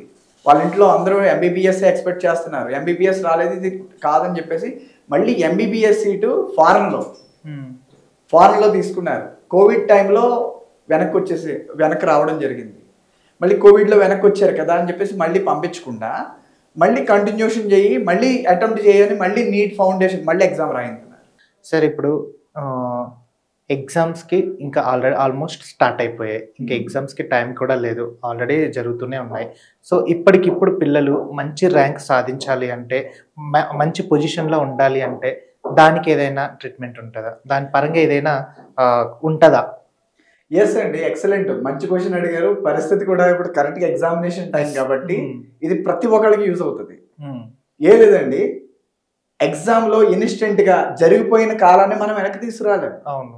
అంటే సంవత్సరం అంతా చదువుకుందంట, అంటే 8 months 9 months 1 year according to their abilities. But ఆ డ్యూరబిలిటీ ఇగ్నోర్ చేస్తే దాన్ని తీసేయండి. చదివిన నెలల బట్టి చదివాడా, 6 నెలలు చదివాడా, సంవత్సరం చదివాడా అనేది పక్కన పెట్టేస్తే ఒకటేనండి, చదివింది ఎఫెక్టివ్గా చదవగలిగే విధంగా ఒక టెక్నిక్ చెప్తా. 25 నిమిషాలు చదవండి, ఒక 5 నిమిషాలు బ్రేక్ తీసుకోండి, మళ్ళీ 25 నిమిషాలు చదవండి. నెక్స్ట్ ఇది ఒక టెక్నిక్, దీన్నే పొమడోరో టెక్నిక్ అని అంటాం. ఓకే. ఇది వర్కౌట్ అయ్యింది, వర్కౌట్ అవుతుంది ప్రతి ఒక్కరికి కూడా. ఇది చదివేటప్పుడు మెలకువ. నెక్స్ట్ సెకండ్ది ఏంటంటే ఎగ్జామ్లో రీకాల్ చేసుకోవడానికి. ఎలా రీకాల్ చేసుకోవాలి, ఎలా గుర్తొస్తుంది అని అంటే ఫస్ట్ చేయాల్సింది ఒకటేనండి, ఎగ్జామినేషన్ హాల్కి హ్యాపీగా వెళ్ళండి. వెళ్ళే ముందు మీ ఫేవరెట్ సాంగ్ ఏదైతే స్టూడెంట్ తన ఫేవరెట్ సాంగ్ ఒక్కసారి వినేసి, ఒక్కసారి ఇంట్లో ఉండగానే లేదా పాడుకుని అద్దంలో తను చూసుకుని, hey I am topper of this examination, నాకు అన్నీ వచ్చినాయి, నేను చాలా కాన్ఫిడెంట్గా ఉన్నాను అనే మైండ్ సెట్తో వాళ్ళ ఎగ్జామినేషన్ హాల్కి స్టార్ట్ అయితే ఆటోమేటికల్గా టెన్షన్ తగ్గుతుంది. టెన్షన్ ఎప్పుడైతే తగ్గుతుందో ఆటోమేటికల్గా వాళ్ళకి కార్టిసోల్ హార్మోన్ రిలీజ్ అనేది తగ్గుతుంది. కార్టిసోల్ హార్మోన్ రిలీజ్ ఎప్పుడైతే తగ్గిందో వాడికి ఈజీగా, ఈ నెగిటివ్ హార్మోన్ అండి ఇది. కార్టిసోల్ హార్మోన్ ఏం చేస్తుందో తెలుసా, వీళ్ళు ఎంత ప్రయత్నించినా అబ్బా దీనికి ఏదో ఆన్సర్ ఉందే, నేను చదివాను కదా, నిన్న నైట్ కూడా చూశాను అని అనిపించే స్థితిలోకి వెళ్ళనివ్వదు. చదివింది సునాయాసంగా వీళ్ళు గుర్తు చేసుకోవడానికి అవకాశం ఉంటుంది. ఇది ప్రాక్టికలీ పాసిబుల్ అండి. ఒక మనిషి దీనికి అడిషనల్ గా ఇంకో ప్రోగ్రామ్ ఏంటంటే బ్రీత్ టెక్నిక్. ఇందాక చెప్పినట్లు 3-4-7 3 seconds మార్టు ఇన్హేల్ చేసుకోండి, 4 seconds మార్టు హోల్డ్ చేసుకోండి, 7 seconds మార్టు ప్రశాంతంగా రిలీజ్ చేయండి బ్రీత్ని. అప్పుడు ఆటోమేటిక్ ఏమవుతుందంటే కూల్ అయిపోతుంది. అలాగే హ్యాపీ హార్మోన్ని యాక్టివేట్ చేసుకోవాలి. సెరిటోనిన్ అనే హార్మోను ఎగ్జామ్కి వెళ్ళే పిల్లలకి చాలా సహాయం చేస్తుంది. ఇది ఏ విధంగా హెల్ప్ చేస్తుంది అని అంటే, తన లక్ష్యం గురించి తను అప్పుడు దాకా చదువుకున్న విధానాల్ని ఈజీగా రీకాల్ చేసుకోవడానికి ఉపయోగపడుతుంది. ఈ సెరిటోనిన్ గురించి ఏంటంటే తనని తను మోటివేట్ చేసుకోవాలి. ఎలా మోటివేట్ చేసుకోవాలంటే, అందరూ వేరు నేను వేరు, నేను చదువుకున్నాను, నేను చదివింది ఖచ్చితంగా వస్తుంది అన్న కాన్ఫిడెన్స్తో వెళ్తే ఆటోమేటిక్గా ఏమవుతుందంటే, తీరా చూస్తే మీరు అడగొచ్చు డౌట్, సార్ ఆ క్వశ్చన్ పేపర్లో చదవలేని అంశాలు వచ్చినాయి, డోంట్ వరీ నేను చెప్తున్నాను ఛాలెంజ్ ఇది, కావాలంటే ప్రాక్టికల్గా చూడండి, చదవలేని క్వశ్చన్లకు కూడా ఆన్సర్లు గుర్తొస్తాయి. అది ఎలా చెప్పాను కదా ఇందాక, ఆడిటరీ లెర్నర్, మనలో ఉన్న ఆడిటరీ లెర్నింగ్ ఎబిలిటీ యాక్టివేట్ అవుతుంది. అంటే ఏదో టైంలో ఆ రోజు ఆ మేడం ఇది చెప్పారు కదా, కరెక్టే, ఒక్కసారి క్లూ వచ్చిందనుకోండి మనిషి ఆటోమేటిక్గా ఆన్సర్, వన్స్ పేపర్ మీద కాన్ఫిడెంట్గా పెన్ కదలడం వరకే, తర్వాత ఆటోమేటిక్గా ఆన్సర్లు గుర్తొస్తూనే ఉంటాయి. సరే, ఇప్పుడు కొంతమంది పిల్లల్లో కొన్ని థాట్స్ ఉంటాయి. అంటే ఇప్పుడు నేను డాక్టర్ అవ్వాలి, ఇంజనీరింగ్ అవ్వాలి, ఒక యాక్టర్ అవ్వాలి, ఫర్ ఎగ్జాంపుల్ ఇంకా పైలట్, ఇలా ఇలా ఇలా వాళ్ళ నేచర్ పెరిగే కొద్దీ ఆ థాట్స్ అనేటివి కొంచెం డిఫరెంట్ వేలోకి వెళ్ళిపోతాయి. అంటే ఇప్పుడు ఫర్ ఎగ్జాంపుల్ నేను అనుకున్నాను సార్, నేను ఒక డాక్టర్ అవ్వాలని నేను అనుకున్నాను. సో నా థాట్ ఏమున్నది, యాంకర్ ఫీల్డ్ వన్స్ నా ఫ్రెండ్స్ సర్కిల్లో నేను చూశాను, నాకు ఆటోమేటిక్గా నాకు ఈ ఫీల్డ్ ఎంచుకున్నాను. ఆ తర్వాత ఇంకో ఫీల్డ్కి ఎంచుకోవాలనే థాట్ ఇలా ఎందుకు వస్తుంది అంటారు చాలా మందిలో? ఈ thought not only for the students అండి, ప్రాక్టికల్ గా ప్రొఫెషనల్స్ ఆల్సో ఫేసింగ్. ఎగ్జాక్ట్లీ, చాలా మందిలో చూస్తూ ఉంటాం. కొంతమంది జాబ్ చేస్తారు కానీ జాబ్ మీద ఇంట్రెస్ట్ ఉండదు, ఆ జాబ్ మానేసి బిజినెస్ లోకి ఎంటర్ అవుతారు. కొంతమంది బిజినెస్ చేస్తారు, ఆ బిజినెస్ లో కూడా ఆ బిజినెస్ కాకుండా ఇంకో బిజినెస్, వేరు వేరు ఫీల్డ్ లోకి వచ్చేస్తా ఉంటాం. స్టేబుల్ గా ఎందుకు ఉండలేకపోతే, స్టెబిలైజేషన్ ఎందుకు ఉండదు అంటే కారణం ఒకటి ఉందండి. మనం చదివేటప్పుడు చిన్నప్పుడు ఏంటంటే కల్మషం లేకుండా మాట్లాడతాం. అప్ టు 15 years మన బ్రెయిన్ ఎలా ఉంటది అంటే ఆలోచన ఏదైతే ఫిక్స్ అయ్యిందో అది లైఫ్ అని అనుకుంటుంది. కానీ తర్వాత modification of life can be started and initiate at the time of intermediate. కాలేజీకి వెళ్ళాక అక్కడ ఉన్న బాడీ లాంగ్వేజ్, అక్కడ ఉన్న విధానాలు, అక్కడ ఉన్న వ్యవహార శైలి, తోటి ఫ్రెండ్స్ వ్యవహరించే విధానం అన్ని మారుతూ ఉంటాయి. దానికి తగ్గట్టు infiltration of culture, cultural infiltration and heritage distractions also the main reasons. Cultural distraction ఏ విధంగా వస్తుందని అంటే, యాక్చువల్గా మనం ఏం చేస్తున్నాం, మెట్రోలో ఉండాలంటే ఈ లైఫ్ స్టైలు, లేదా మనం తక్కువగా చూస్తారు. ఫస్ట్ ప్రాబ్లం ఏంటో తెలుసా, కంపేర్ చేసుకోవడం స్టార్ట్ చేసాడు మనిషి. ఒకరితో ఒకరిని నన్ను మీతో నేను కంపేర్ చేసుకుంటున్నాను, నా తమ్ము మీతో మ్యాచ్ అవుతుందా? మరి నేను ఎందుకు కంపేర్ చేసుకోవాలి? భగవంతుడు ఆల్రెడీ నా యూనిక్నెస్ నాకు ఇచ్చారు. ఈవెన్ ట్విన్స్, ఇద్దరు కవల పిల్లలతో సైతం మ్యాచ్ అవుదండి తమ్ము, ఎందుకంటే నా యూనిక్నెస్ నాది, నా సిబ్లింగ్ యూనిక్నెస్ తనది. ప్రతి ఒక్కరితో ఎందుకు మ్యాచ్ అవుతానంటే అక్కడే ఇండికేషన్ ఇచ్చాడు భగవంతుడు. నిన్ను చాలా డిఫరెంట్ గా క్రియేట్ చేశాను, నిన్ను నువ్వు సార్థకం చేసుకో, నీకు లైఫ్ ఇచ్చాను, నిన్ను నువ్వు నిలబెట్టుకో. సో ప్రాబ్లం ఏంటో తెలుసా, చాలా మంది బిలీఫ్స్ ఏంటంటే కంపేర్ చేసుకోవడం స్టార్ట్ అయ్యింది. ఈ మధ్య నేను చూస్తే చాలా చోట్ల స్కూల్స్ లో నేను స్టూడెంట్స్ అడుగుతూ ఉంటే ఈ ప్రశ్నకి సమాధానం, what you wanted to become అని అడిగితే వాళ్ళు ఏమంటున్నారు తెలుసా, I wanted to become a software engineer. ఎందుకమ్మా సాఫ్ట్వేర్ ఇంజనీర్ అని చెప్పేసి అని అడిగితే వాళ్ళు ఏం చెప్తున్నారు తెలుసా, sir 5 days work sir, 2 days holidays. ఆ 1 day వాళ్ళు ఇచ్చే ఫెసిలిటీస్, పబ్కి పంపిస్తారంట, ఇది చేస్తారంట, సినిమాల్లో కూడా బాగా చూస్తున్నాం sir, so we decided it అని అంటున్నారు. దానికి తగ్గట్టు శాలరీస్ కూడా బాగా వస్తాయి. అందువల్లే కదండి ఇప్పుడు క్రైసిస్ ఎందుకు జరుగుతుంది, సాఫ్ట్వేర్ ఫీల్డ్ లో క్రైసిస్ ఎందుకు వస్తుంది? ప్రతి ఒక్కరూ ఫీల్డ్ లోకి వెళ్ళడం వల్ల మనకి డిమాండ్ సప్లై అనేది ఉంటుంది. ఏదైతే డిమాండ్ ఉంటుందో దానికి సప్లై, డిమాండ్ ఉన్న చోట సప్లై ఉండదు. ఎందుకంటే ఎక్కువ మంది చదువుతున్నారు, ఉద్యోగాలు ఎంతమందిగానే ఇస్తారు, ఆపర్చునిటీ క్రియేట్ చేసుకుంటూ ఉండాలి. సో పక్క నుంచి వేరే రాష్ట్రాల నుంచి కూడా వలసలు జరుగుతూ ఉంటాయి. ఎక్కడి నుంచి అని ఇస్తారు, ఎన్ని ఆపర్చునిటీస్ ఇస్తారు. ఏ ఎంప్లాయర్ అయినా సరే చెక్ చేసేది ఒకటేనండి, టాలెంట్ ని చూస్తారు తప్ప పర్సన్ చూడరు. శాలరీ హోల్డర్స్ లక్షల్లో ఉంటారు కానీ టాలెంటెడ్ 100లోనే ఉంటారు. వీళ్ళకి కావాల్సింది లక్షల మందిని స్క్రీన్ చేస్తే ఆ 100 మంది టాలెంట్లనే వీళ్ళు తీసుకుంటారు. అందువల్ల ఇక్కడ ప్రాబ్లం ఏంటో తెలుసా అండి, చదివేటప్పుడే వీళ్ళు ఒక పర్టికులర్లీ ఈ స్ట్రీమ్ లో ఉంటాను, నేను ఇది అవ్వాలి, ఇది ఫిక్స్ అయ్యాను అని చెప్పేసి తన అప్పుడు డిసైడ్ చేసుకోగలిగితే, నేను చెప్తున్నాను ఏ సొసైటీలో ఎవరితో కంపేర్ చేసుకోవద్దు.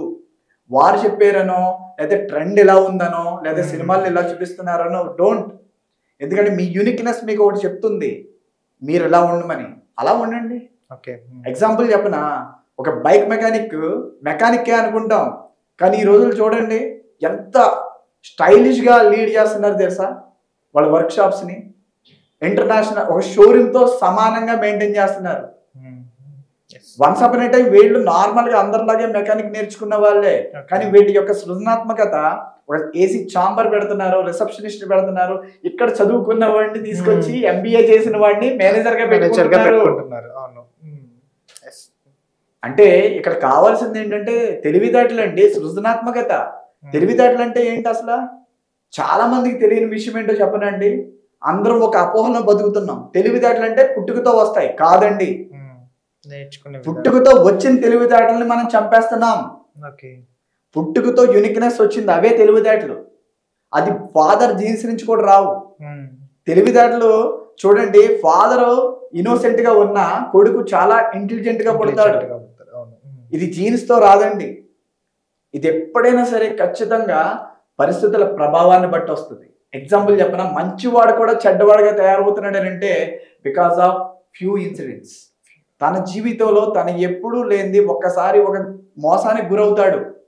తన ఇంకా బిలీఫ్ సిస్టమ్ ఫిక్స్ అయిపోతుంది, జీవితంలో నమ్మద్దు. ఒక 5 lakhs చీటింగ్ జరిగిందండి, నమ్మి సంతకం చేశాడు. ఎందుకంటే తను ఎమోషనల్ ఫెలో. బట్ వన్స్ పడ్డప్పుడు కూడా మారడండి. కానీ ఎప్పుడైతే ఒక 50 లక్షల పెద్ద మొత్తంలో మోసం జరుగుతుందో అప్పుడు ఫిక్స్ అయిపోతాడు. అమ్మో, జీవితంలో మళ్ళీ ఫ్రెండ్స్ అని నమ్మకూడదు. ఇలాగ బిలీఫ్ సిస్టమ్ అంటే ప్రతి దానికి ఒక బిలీఫ్ సిస్టమ్ ఉంటుంది. అంటే ఇది ఎందుకు చెప్తున్నానంటే, ఇలాంటి విధానాలని తెలుసుకోలేకే వీటిని తెలివితేటలు అంటాం. తెలివితేటలు అంటే బై డిఫాల్ట్ పుట్టుకతో కొన్ని ఆలోచన విధానాలు వస్తాయి, వాటిని ఇంప్రూవ్ చేసుకోవాలి. ఇక్కడ ప్రాబ్లం ఏంటో చెప్తాను. ఇంకో ప్రాబ్లం, రొటీన్ ని ఫాలో అవుతున్నాం. అందరూ చేస్తున్నారు, నేను చేస్తున్నాను. నీకేముంటది విలువ? అందరూ చేయలేదు, నువ్వు చెయ్యి. నీకు నువ్వు ప్రజెంట్ చేసుకో, నీకు నువ్వు సృష్టించుకో, నిన్ను నువ్వు కొత్తగా ప్రపంచానికి పరిచయం చేసుకో. అప్పుడు ఎలా ఉంటుంది చెప్పండి? ఇది ఏ పేరెంట్ పిల్లలకు నేర్పట్లేదు. స్కూల్కి వెళ్తే ఏ ఫర్ యాపిల్. మన ఫాదర్స్ ఏ ఫర్ యాపిలే, మనము ఏ ఫర్ యాపిలే, ఇప్పుడు ఏ ఫర్ యాపిలే, ఫ్యూచర్ కూడా ఏ ఫర్ యాపిలే. ఏ ఫర్ యాపిల్ ఉన్నంతసేపు ఇలాగే జరుగుతుందండి. అదే ఏదో ఏమొస్తుందని అంటే చాలా యూనిక్గా చెప్తారు. నువ్వేం చేయగలవు అని అంటే చాలా యూనిక్గా మాట్లాడతారు. Opportunity, let them give an opportunity for grow their life. కానీ అది ఎవరు ఇస్తున్నారు? ఎంతమంది అర్థం చేసుకుంటున్నారు? యూనిక్నెస్ అనేది యాడ్ చేయమనంటే స్కూల్స్లో యూనిఫామిటీ కాదండి. యూనిఫామిటీ అన్నారు పెద్దలు. ఎందుకో తెలుసా? పేద ధనిక వర్గాల విభేదాలు లేకుండా అందరూ సమానంగా ఉండాలని యూనిఫామ్ సిస్టమ్ పెట్టారు. కానీ అదే ఒక యూనిఫామిటీని ఏం చేసేసారు? ఈ స్కూలు స్మార్ట్ కరికులం, ఈ స్కూలు ఈ కరికులం, ఈ స్కూలు జీనియస్. ఒక్కొక్కటి పేరు పెట్టేసుకుంటాడు. మా స్కూల్లో యూనిక్నెట్, హోలిస్టిక్ ఎబిలిటీస్ అని కొన్ని స్కూల్స్ లో పేర్లు పెట్టుకుంటారండి. నిజం చెప్పనా? హోలిస్టిక్ అబిలిటీ అంటే ఏంటి? ఆ వ్యక్తి యొక్క వ్యక్తిత్వాన్ని కంప్లీట్ గా హోలిస్టిక్ గా డెవలప్ చేయాలి. సంపూర్ణ వ్యక్తిత్వ వికాసాన్ని వికసింప చేయగలిగితే అప్పుడు మనిషి పర్ఫెక్ట్ అవుతాడు. వాడు చీటింగ్ గురవడు, మోసాలకి తావుండదు. లైఫ్ లో లైఫ్ పార్ట్నర్ ని కూడా సూపర్ గా చూసుకుంటాడు, తన పిల్లల్ని కూడా మంచిగా పెంచుతాడు. ఇది కదండి కావాలి. ఈ సైన్స్ ఎవరిస్తున్నారండి? ఇది ఎవరెవరు? సార్, ఇప్పుడు ఒక మనిషిలో అంటే కొన్ని తత్వాలు ఉంటాయి. అంటే ఇప్పుడు మీ పరంగా చూసుకున్నట్టయితే కొంత తత్వం ఉంటుంది, నా పరంగా చూసుకున్న అంటే వాళ్ళకు అనుకూలంగా మనం ఎలా ఉండాలంటారు? తత్వాన్ని బేస్ చేసి చెప్పాలంటే బిహేవియర్ స్కిల్స్ లో 3 డిఫరెంట్ టైప్ ఆఫ్ బిహేవియర్స్ ఉంటాయండి. ప్రతి ఒక్క మనిషిలో 3 డిఫరెంట్ బిహేవియర్స్ ఉంటాయి. ఫస్ట్ ఇది నేచర్స్ రూపంలో కనబడుతుంది అనమాట. ఫస్ట్ది ఏంటంటే అసెప్టివ్ బిహేవియర్, ఉన్నది ఉన్నట్లు చెప్పేయడం. ఖచ్చితంగా మీరు ఏమంటే అనుకోండి, నాకు అనవసరం, నాకు ఇష్టం లేదు, నో ఋషి గారు, డోంట్ మైండ్, నాకు ఇష్టం లేదండి, నేను డిన్నర్ చేయను, అయిపోయింది అక్కడతో. అది acceptive nature. Non acceptive nature second behaviour. Non acceptive nature ఏంటి? మీరు ఏదైనా అనుకుంటారేమో అని, నేను డైట్ లో ఉన్నాను, నా డైట్ డిస్టర్బ్ చేసుకుని మీరు ఆఫర్ చేశారని తింటాను, బాగోదేమో, రిషి గారు ఫీల్ అవుతారేమో. అడ్జస్ట్మెంట్. ఈ అడ్జస్ట్మెంట్ లోనే చాలా మంది చీటింగ్ గురవుతున్నారు ఈ మధ్య అయితే. బాగోదేమో వారు చెప్పారు కదా జాయిన్ అవుదాం, బాగోదేమో వారు చెప్పారు కదా ఒకసారి విందాం. విన్నవాళ్ళు విన్నట్టు ఉండదు, అక్కడి నుంచి ఎక్కడికో వెళ్ళిపోతుంది, చెక్ రాసి వరకు వెళ్ళిపోతుంది పరిస్థితి. ఇవన్నీ రియల్ ఎస్టేట్ లో ఎక్కువ జరుగుతూ ఉంటాయి. అందువల్ల చూడండి, కొద్దిగా నెట్వర్క్ ని గ్యాదర్ చేసుకుని నెట్వర్క్ తో బిజినెస్లు ఎక్కువ అవుతున్నాయి ఈ మధ్య, బాగా జరుగుతున్నాయి. Because of that reason. ఏంటంటే నాన్ అసెప్టివ్ ఏంటంటే బాగోదేమో అని మొహమాటంతో చేసే విధానం. ఫస్ట్ది అసెప్టివ్ నేచర్, సెకండ్ది నాన్ అసెప్టివ్ Non-assertive. చెప్పాను. ఇప్పుడు థర్డ్ది అగ్రెసివ్. అగ్రెసివ్ అంటే ఏంటంటే నేను మిమ్మల్ని డామినేట్ చేస్తాను, నేను చెప్పిందే మీరు వినాలి, వినాలి.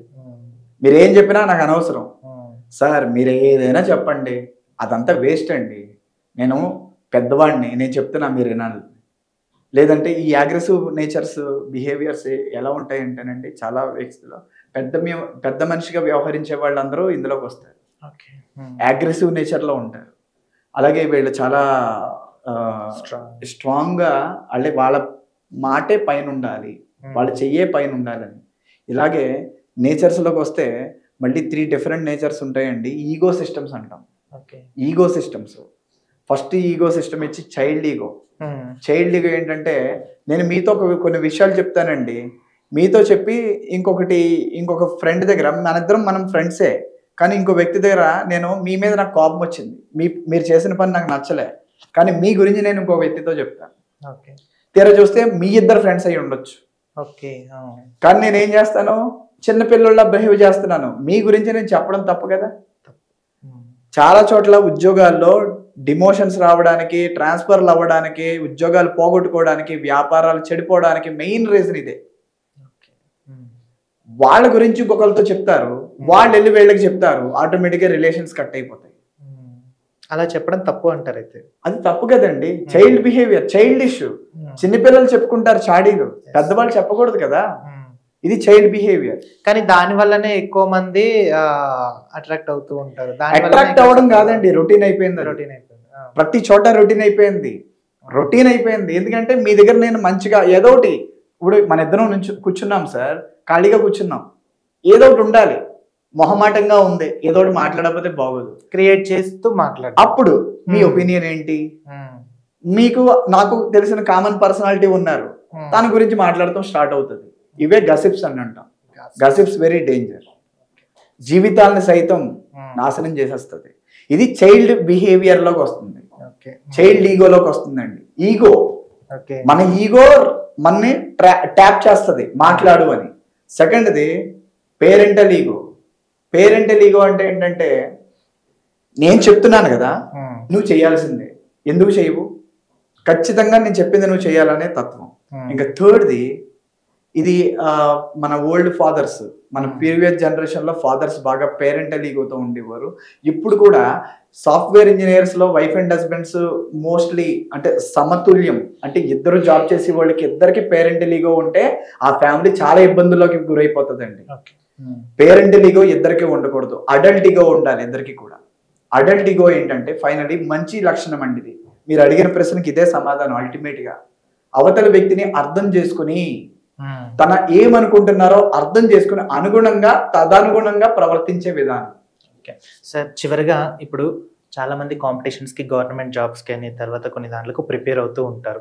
సో వాళ్ళకి అంటే ఖచ్చితంగా గవర్నమెంట్ జాబ్ కొట్టాలి అనే దాని మీద రేయింబగలు కష్టపడి వాళ్ళ నిద్రాహారాలు మానుకొని కూడా బాగా కాంపిటీషన్స్ కి ప్రిపేర్ అవుతూ ఉంటారు.